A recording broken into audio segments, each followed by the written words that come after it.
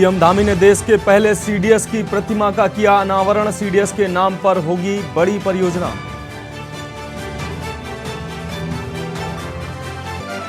CM Dhami ने अक्टूबर-नवंबर माह में आयोजित ग्लोबल इन्वेस्टर समिट की तैयारियां की शुरू। पीएम मोदी करेंगे उद्घाटन।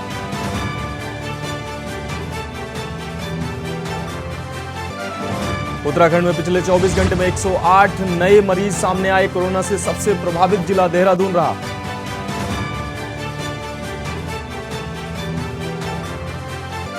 पाखरू रेंज घोटाले में पूर्व डीएफओ किशन चंद और रेंजर के खिलाफ चार्जशीट कोर्ट में दाखिल। पद के दुरुपयोग भ्रष्टाचार की धाराओं में चार्जशीट दाखिल। दुग्ध विकास संगठन ने दुग्ध संघ अल्मोड़ा की प्रबंध कमेटी के खिलाफ मोर्चा खोला। पदाधिकारियों पर भ्रष्टाचार के आरोप सिद्ध हुए, नहीं हो रही कार्रवाई। और कांग्रेस डैमेज कंट्रोल को संभालने की कर रही तैयारी। पीएल पूनिया वरिष्ठ नेताओं से करेंगे बातचीत और अनुशासन की सीख देंगे। आप देख रहे हैं के न्यूज, खबरों का सारथी। नमस्कार, खबर उत्तराखंड की खबरों में आपका स्वागत है। मैं हूं मनोज मानस। रुक करते हैं खबरों का। इस बीच बड़ी खबर आ रही है। उत्तराखंड पहुंचे कांग्रेस के पर्यवेक्षक पीएल पूनिया।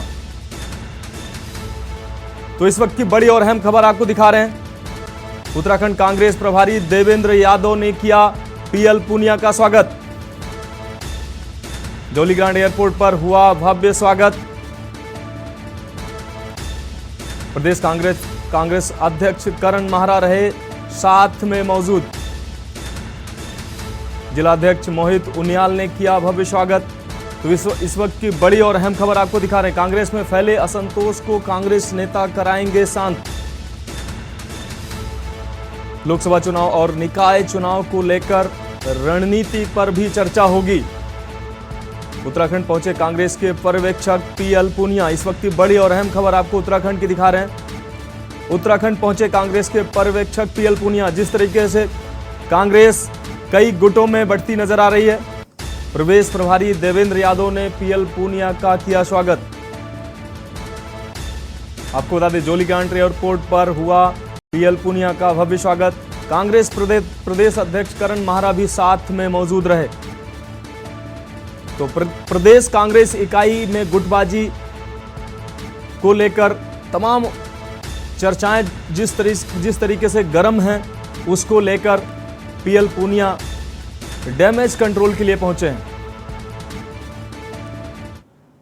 बात करते हैं अगली खबर की। हल्द्वानी के कुसुम खेड़ा स्थित अब्दुल्लाह पेट्रोल पंप में युवकों ने पेट्रोल पंप कर्मचारियों के साथ मारपीट की घटना को अंजाम दिया। घटना का वीडियो सोशल मीडिया में वायरल हो रहा है। बताया जा रहा है कि पेट्रोल पंप में काम करने वाले कर्मचारियों के साथ युवकों ने पहले गाली गलौज की। कर्मचारियों ने विरोध किया तो मारपीट पर उतर आए और लात घूंसे चलाने लगे। पेट्रोल पंप एसोसिएशन के अध्यक्ष वीरेंद्र सिंह चड्ढा ने इस घटना पर कड़ा विरोध जताया। वहीं शहर के तमाम पेट्रोल पंप संचालकों ने घटना पर पुलिस कार्रवाई की मांग उठाई।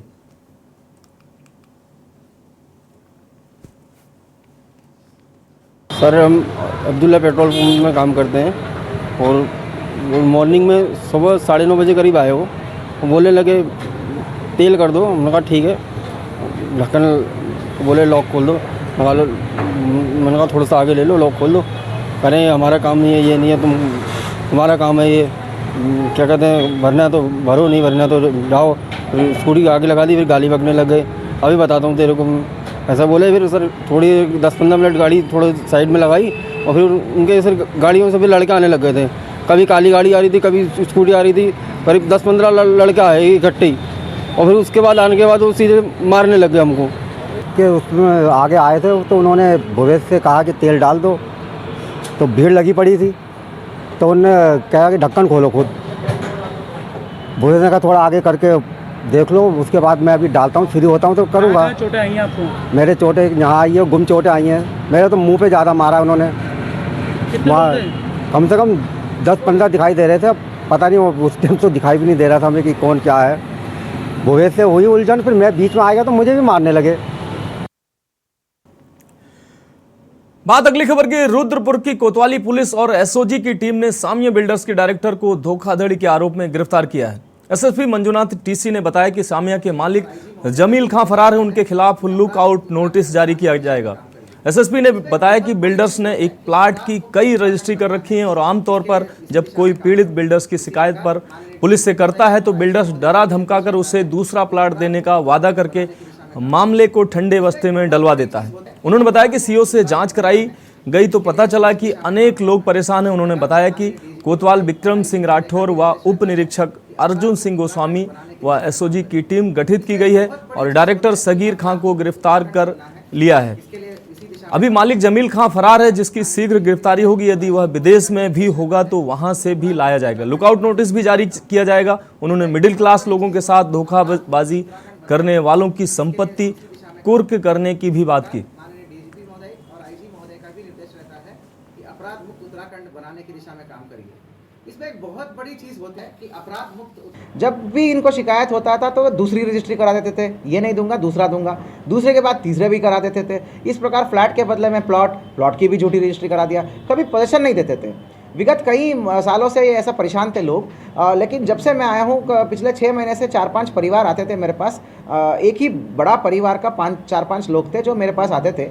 मैंने जांच में दिया था तो जांच जो है जल्दी से समेटने को बोल दिया था मैंने, और जांच के उपरांत जो है हमने 420, 67, 68, 71, 120 का 4 अलग अलग मुकदमा पंजीकृत हुआ।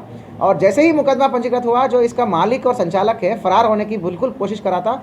2-3 अलग अलग जगहों पे अपना ठिकाना बदला हुआ था, परंतु हमारा एसओजी की टीम, अर्जुन गोस्वामी, विक्रम राठौड़, मनोज कत्याल की टीम बहुत स्ट्रांग थी। तो हमारी एसओजी की टीम, विशेष रूप से विजेंदर और भुवन और उसकी टीम लगातार पीछे पड़े रहे और आज जो है उस सामिया लेक सिटी का जो डायरेक्टर है सगीर अहमद, उसकी गिरफ्तार हो चुका है। खबर रुद्रपुर से। रुद्रपुर के उधम सिंह नगर पुलिस ने सोशल मीडिया पर फेक अकाउंट बनाकर छेड़छाड़ और आपत्तिजनक फोटो और वीडियो वायरल करने की धमकी देकर पैसे मांगने वाले और युवती का लगातार पीछा कर होटल में ले जाने के लिए दबाव बनाने वाले आरोपी को जेल भेज दिया है। आपको बता दें कि आरोपी धर्म को छिपाकर हिंदू नाम राहुल बताकर युवती को विश्वास में लाया और दोस्ती कर आपत्तिजनक फोटो और वीडियो बना ली, जिसके बाद सोशल मीडिया पर वायरल करने की धमकी दे रहा था, जो अब उधम सिंह नगर पुलिस की गिरफ्त में है। शिकायत में आवेदक के द्वारा बताया गया कि उसकी पुत्री के मोबाइल पर अगस्त माह से किसी अनजान व्यक्ति के गंदे व अश्लील मैसेज व डराने धमकाने के मैसेज आ रहे हैं, जिस कारण आवेदक के परिवार व पुत्री में डर का माहौल था। देखिए, मूल रूप से मुजफ्फरनगर का रहने वाला है, दिल्ली में पेंटर की काम करता था। तो एक लड़की को विगत 2 साल से अपना, पहले तो लड़की बन के बात किया, फिर बाद में पता छुपाया, नाम छुपाया, इवन अपना परिचय भी छुपाया, काम करने का भी छुपाया, राहुल बन के बात किया। बाद में पता चला कि इसका नाम कुछ और है। तो जब परिवार वालों ने और लड़की ने भी आपत्ति जता के बात रोक दिया था, फिर उसके बाद जो है इसका जो फोटोज़, वीडियोस और वीडियो चैट की स्क्रीनशॉट्स, ये सबको वायरल करते, लड़की की दोस्तों को वायरल करके लड़की को संबंध बनाने के लिए धमकाता था, मिलकर संबंध बनाने के लिए एक्सटॉर्शन करता था और बिल्कुल ही हदें पार कर दिया था। उसी समय जो है हमारे पुलिस की टीम के संज्ञान में आ गई, हमारे सही टाइम पे पीड़िता हमारे पास आ गई, तो हमने भी इसके साथ दिया। और जब ये धमका के इसको रुद्रपुर में मिल के संबंध बनाने के लिए जब आया तो हमारी टीम ने इसको पकड़ लिया। खबर हल्द्वानी से। कांग्रेस नेता तिलक राज बेहड़ बीजेपी ज्वाइन करेंगे। इस सवाल को लेकर केंद्रीय रक्षा राज्य मंत्री अजय भट्ट का कहना है कि राजनीति में सभी नेताओं से बराबर संबंध होते हैं और यह मामला उनके स्तर का नहीं है। अगर कोई ऐसी बात होगी तो इस काम को बीजेपी के प्रदेश अध्यक्ष और उनके द्वारा गठित कमेटी देखती है। लेकिन हाँ, इतना जरूर है कि अच्छे लोग बीजेपी को ज्वाइन करने की दिशा में सोचते हैं और कुछ ऐसे लोग हैं जिन्होंने बीजेपी को ज्वाइन किया है।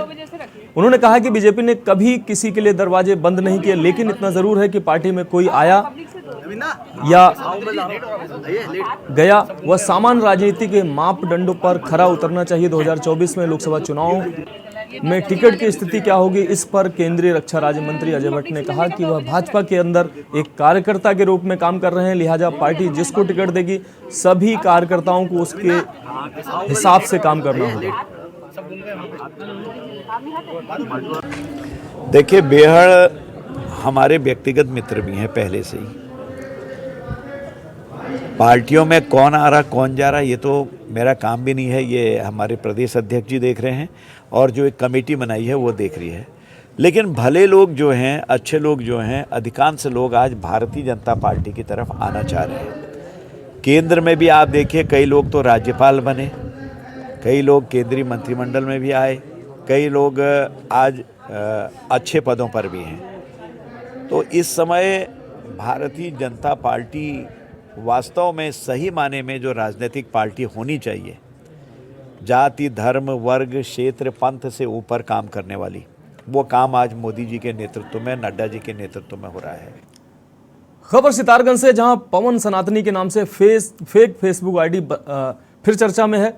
इस आईडी से कमेंट कर बी नाम का व्यक्ति कमेंट कर रहा है, युवक पुलिस के रडार पर आ गया है। इस युवक के खिलाफ पहले नगर निगम और फिर कोतवाली में प्रदर्शन के बाद एसएसपी और एसपी सिटी से लिखित शिकायत की गई है। इस आईडी को कौन संचालित कर रहा है और किस सत्ताधारी के इशारे पर यह आईडी संचालित की जा रही है, इसकी मांग लगातार उठ रही है। एसएसपी ने इस मामले में कार्रवाई का भरोसा दिलाया है। आपको बताते चलें कि गुजरे विधानसभा चुनाव के दौरान यह फेक आईडी बनाई गई थी, जिस पर प्रधानमंत्री नरेंद्र मोदी का फोटो प्रोफाइल में अपलोड है। कुछ और भाजपा नेताओं की फोटो भी इसमें पोस्ट किए हैं।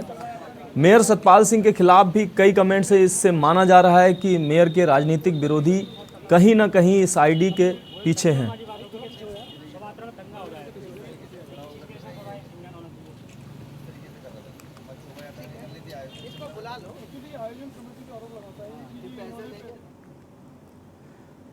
अगली खबर भी सितारगंज से है, जहां कैबिनेट मंत्री ने अंबेडकर विद्यालय परिसर में 78 लाख की लागत से निर्मित होने वाले भवन निर्माण की घोषणा की। वहीं कैबिनेट मंत्री ने अंबेडकर जयंती के अवसर पर विद्यालय परिसर पहुंचकर सर्वप्रथम संविधान निर्माता बाबा साहब की मूर्ति पर माल्यार्पण किया। इसके बाद भव्य मूर्ति निर्माण के लिए 15 लाख रुपए की घोषणा की। इस दौरान आदर्श अंबेडकर विद्यालय परिसर की कमेटी ने कैबिनेट मंत्री का भव्य स्वागत किया। उन्होंने कहा कि संविधान निर्माता बाबा साहब ने सारे धर्म, सारे समाज को बिना भेदभाव के साथ रहने का सपना देखा था, जिसे सितारगंज विधानसभा वासियों ने आपसी भाईचारा सद्भाव से एक दूसरे के सुख दुख त्योहारों में साथ रहकर साकार करने का काम किया।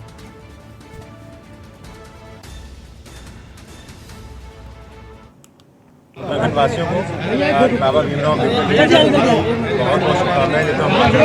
भारत रत्न बाबा भीमराव अम्बेडकर जी जो हमारे संविधान के निर्माता हैं, जिन्होंने पूरे देश में संविधान लागू करने का काम किया, लिखने का काम किया और आज तक उसी संविधान से देश चल रहा है। समानता की बात करी, मातृशक्ति को आगे बढ़ाने की बात करी, शिक्षा की बात करी और समस्त समाज को एक साथ लेके इस देश को आगे बढ़ाने की बात कही। मैं यही उम्मीद करूंगा कि बाबा भीमराव अम्बेडकर जी की जो सोच थी, बाबा का जो विजन था बाबा भीमराव अम्बेडकर जी का, उस पर आज देश कायम रहे, उसको देश आगे बढ़ाए और उसी विजन के साथ इस देश की तरक्की हो सकती है जब समानता होगी और मातृशक्ति का सशक्तिकरण होगा और पूरा देश प्यार मोहब्बत के साथ रहेगा। खबरों में वक्त है एक ब्रेक का, जल्द लौटते हैं। ब्रेक के बाद आपका स्वागत है। बात करते हैं अगली खबर की। खबर हरिद्वार से है, जहां बैसाखी स्नान पर्व पर देश के कोने कोने से लाखों की संख्या में श्रद्धालु मां गंगा में आस्था की डुबकी लगाने पहुंचे।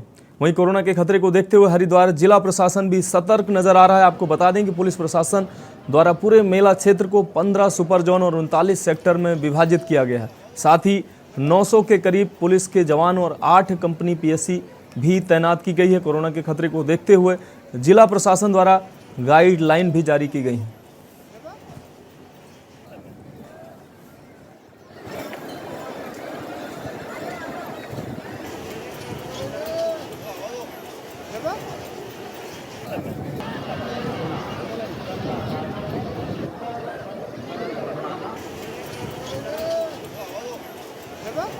बैसाखी स्नान को भारतीय संस्कृति में बैसाख को बहुत शुभ और उत्तम श्रेष्ठ मास बताया गया है। इसलिए बैसाखी स्नान का जो महत्व है वो भारतीय संस्कृति में बहुत है और गंगा दर्शनात् मुक्ति, गंगा दर्शन से, गंगा स्पर्श से, गंगा आचमन से, गंगा स्नान से, गंगा प्रक्षालन से व्यक्ति को मुक्ति मिलती है। परंपरा अनादिकाल से है, इसलिए वैशाख मास को एक बहुत श्रेष्ठ और उत्तम मास कहा गया है। हमें बहुत अच्छा लगा। यहाँ पे हम अक्सर आते रहते हैं, लेकिन आज बैसाखी का स्नान है तो इसलिए यहाँ पे आप देख भी रहे होंगे काफ़ी बहुत ज़्यादा भीड़ भी है।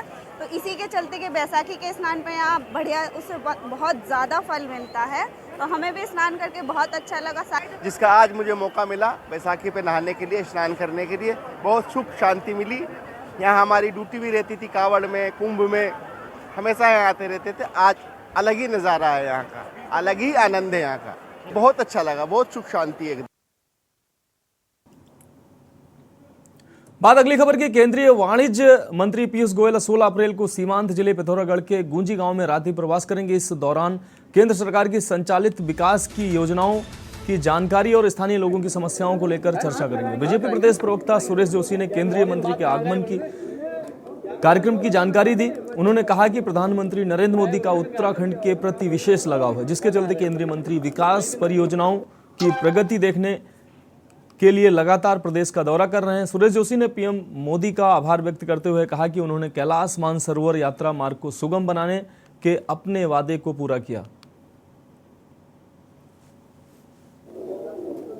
मोदी जी की सरकार ने उत्तराखंड को विशेष तवज्जो दी है। इसके प्रमाण इस बात से मिलते हैं कि भारत सरकार के अनेकों सीनियर मिनिस्टर्स जो सीमाओं में जाकर के हर गांव में रात्रि विश्राम कर रहे हैं।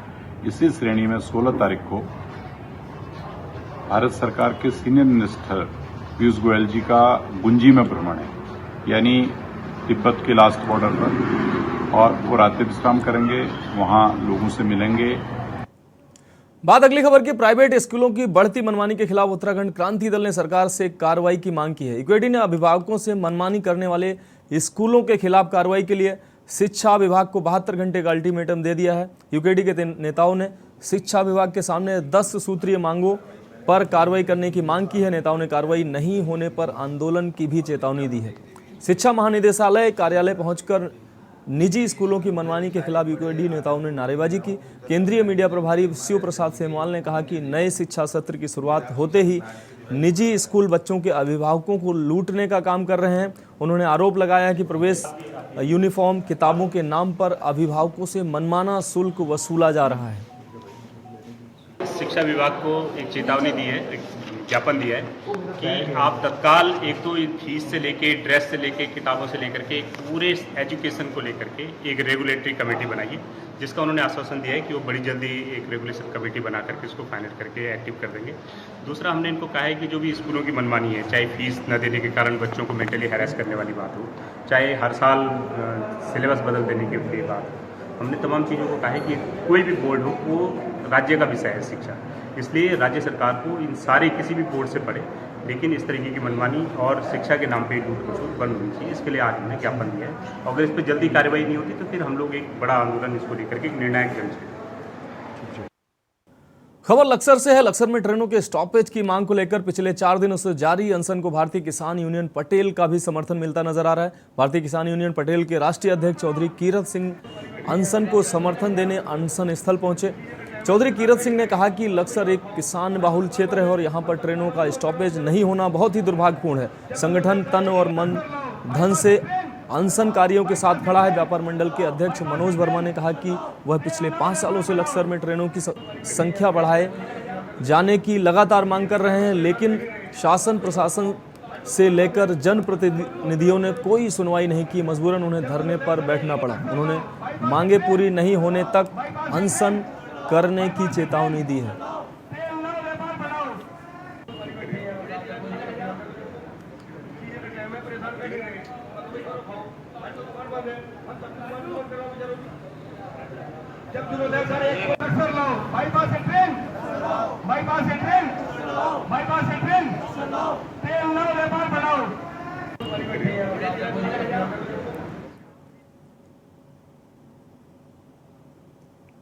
खबर लक्सर से है, जहां अग्निशमन विभाग ने शहीदी दिवस मनाया और इस दौरान फायर सर्विस कर्मचारियों ने पहले परेड का आयोजन किया, साथ ही शहीदों को पुष्प अर्पित कर श्रद्धांजलि दी। शहीदी दिवस को लेकर लक्सर के फायर अधिकारी महताब अली ने बताया कि सप्ताह शहीदी सप्ताह के रूप में मनाते हैं। जन समुदाय को अग्नि से जागरूक करने के लिए हम इस सप्ताह में अपने वाहनों की एक रैली निकालते हैं। 40 में हमारे ये फायर सर्विस वीक हमारा जो हमारे फायर सर्विस के जो शहीद कर्मचारी हैं उनकी याद में मनाया जाता है। 1946 में हमारे फायर सर्विस के लगभग 66 कर्मचारी शहीद हुए थे एक अग्नि दुर्घटना में, तो उनकी याद में मनाया जाता है। और साथ ही साथ जो है हमारे जो पूरे हिंदुस्तान में लास्ट ईयर में जितने भी हमारे कर्मचारी शहीद होते हैं उनको श्रद्धांजलि दी जाती है और पब्लिक में अवेयरनेस के लिए हम लोग जो है पूरे एक हफ्ता प्रोग्राम रखते हैं और उसमें स्कूलों में, इंडस्ट्री में अवेयरनेस का हम लोग हर जगह प्रोग्राम रखते हैं। और आज जो है 14 अप्रैल को जो है फायर सर्विस की जो है रैली निकाली जाएगी गाड़ियों की, पब्लिक में अवेयरनेस के लिए। ये फायर सर्विस वीक हमारा